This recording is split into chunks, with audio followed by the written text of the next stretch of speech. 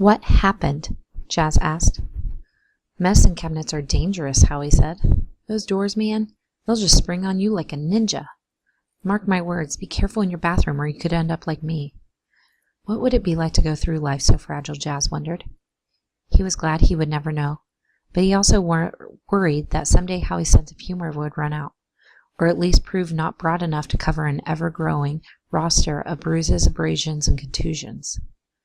Nice set of luggage, Howie said out of nowhere, and it took Jazz a moment to realize he was talking about the bags under his eyes.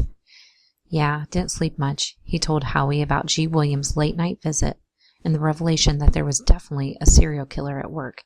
Sweet! Howie fist pumped the air in triumph, then realized that he was celebrating a serial killer's handiwork. I mean, you know, sweet that you were right, not sweet that you were right. He drifted off and they stared at each other for a silent moment. What is taking so long today? Howie demanded, peering around the shop. Helen was nowhere to be seen, and the rest of the staff was scrambling to keep up. Before Jazz could answer, he saw Doug Weathers push his way through the door in the crowd, persistent, like hemorrhoids. Let's just get out of here, Jazz said, tugging Howie toward another door. But I need my caffeine. And today I was going to try a double pumpkin foamless latte with vanilla syrup, cloves, and... Come on. We can grab Cokes at school. They were already at school and in separate homerooms when Jazz realized that he'd forgotten to borrow Howie's cell phone. He wanted to call G. William and see what the sheriff thought of his theory. By the time lunch rolled around, Jazz had successfully allowed himself to be distracted by Howie's demands that they get the new tattoo this weekend. In fact, he managed to forget about the case all day long until about halfway through play practice, when the rear door to the auditorium suddenly clanged to open with a sound like an off-key church bell. Jenny spun around in her seat in the middle of the house and shouted, "Quiet, please! Rehearsal!" at a volume hilariously at odds with her tiny frame. "Sorry to interrupt," Deputy Erickson said in a tone that made it clear he really could not care less. He stomped halfway down the aisle to the stage, then planted his feet and pointed a steady finger right at Jazz. "You, now." Jazz, standing on stage between Tituba and John Proctor, looked around as if he'd just been accused of witchcraft. "Me? What?" "I will drag you out of here if I have to," Erickson said. After a hasty apology to Jenny and a quick hand squeeze of reassurance from Connie, Jazz hopped off the stage and walked up the aisle. Erickson didn't wait for him. He turned on his heel and was out the door before Jazz was halfway there. The hallway was empty, school having gotten out an hour ago, and Erickson stood in front of the glass trophy case, staring at his own reflection. The extracurricular clubs would all be meeting in rooms somewhere, and Howie was probably lurking in the library, where he liked scoping out the hot college girl who was student teaching toward her library degree and stayed late to reshelve books. Howie had suddenly developed a yen for the work of E. Cummings, since that was shelved with the best view of the circulation desk. Jazz came to a halt behind Erickson and planted his feet. "Who do you think you are?" He didn't get any further. The deputy spun around so fast that Jazz was surprised the man didn't topple over. Erickson's eyes narrowed, and then he grabbed Jazz by the arm and marched him out to the parking lot and hustled him into the back of a squad car. And that was enough. Jazz was done with Erickson. "I have rights, Dillweed," he said. "You can't just grab me up and do whatever you want." "Shut up," Erickson said in a flat tone. Bail. That was Jazz's best option. Jump out before the car got up to speed. He reached for the door handle and learned a quick lesson that should have been obvious from the start. Cop cars don't have door handles in the back seat. Of course they wouldn't. As Erickson cruised out of the school parking lot, a small, cold spike of fear pricked at Jazz.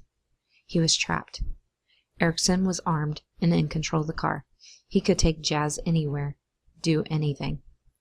A thought reared up and demanded Jazz's attention. It was a series of thoughts, actually, beginning with Erickson's positioning himself at Fiona Goodling's crime scene, and then showing up that same night in the morgue, and then... He was originally from Lindbergh, where Carla O'Donnelly had been murdered, being groomed by G. William. Did he have access to the sheriff's voicemail? Did he know what Jazz knew?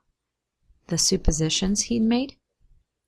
No matter how much Jazz protested or questioned, Erickson said nothing as they cruised to the police station, where he let Jazz out of the car and dragged him outside, marching him past Lana, who watched gape-mouthed. It was the second time in less than a week that Lana had seen Jazz dragged around by the cops. Jazz threw her a smile, just to keep things on an even keel. Despite herself, Lana smiled back, but it was fleeting. "Here he is," Erickson announced, pushing Jazz into G. Williams' office.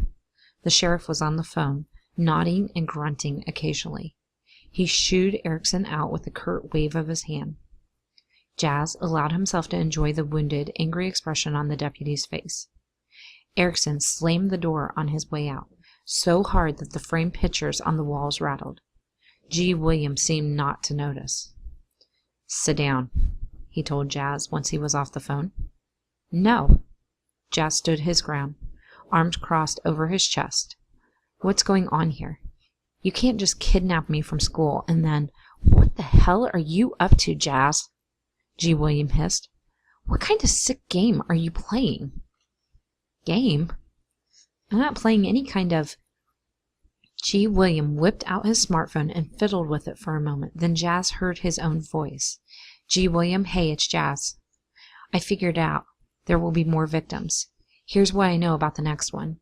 She'll be around 25 years old, brown hair. She'll be a waitress. She'll be killed by an injection of drain cleaner. The body will be posed in a kneeling position, the hands tied together at the wrist to mimic prayer. She'll be missing 4 fingers, but the middle one will be at the scene, and her initials will be HM. That's all." G. William shoved the smartphone back into his pocket and glared at Jazz. Jazz didn't know what to think.